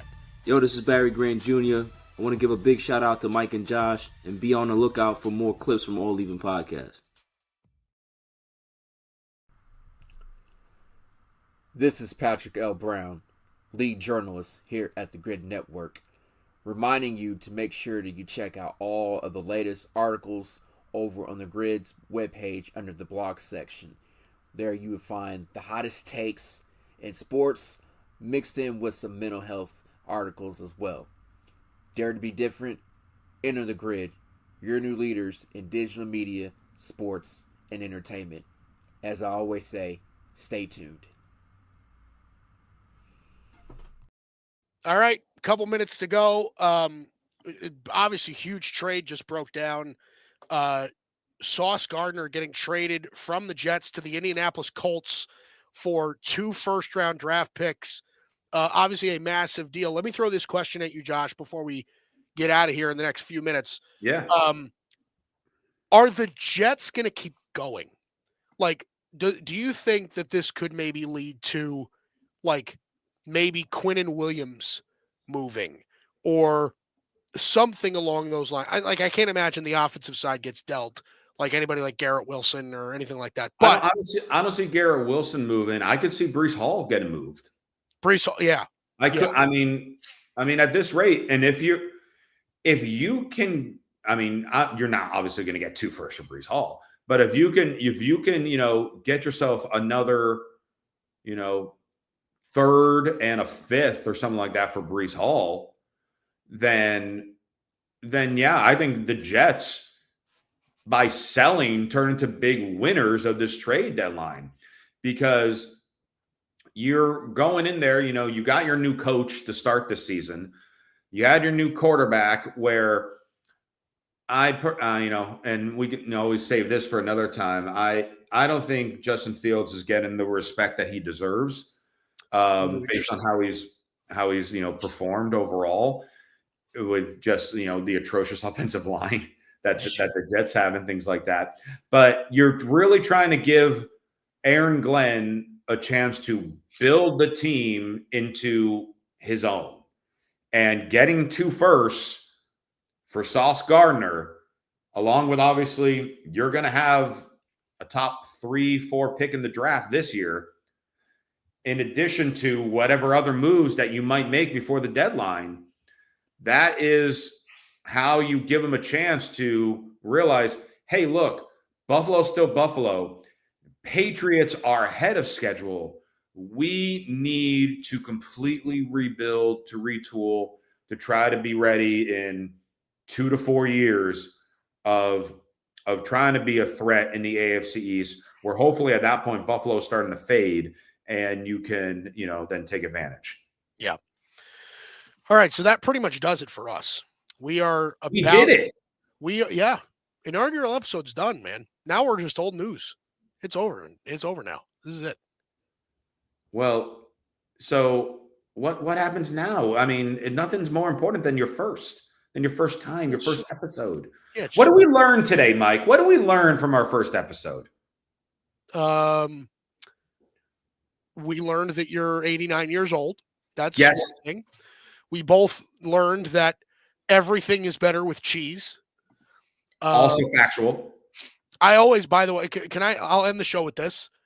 If anybody ever gets a cheeseburger, it gets a burger without cheese on it, you're a serial killer. Like full-blown serial killer. Like, that's weird. That is weird behavior. So, all right. We'll end it with that. That's Josh Tariff. I'm Mike Guido. This is the Mike and Josh Show here on the Grid Network. We'll see you.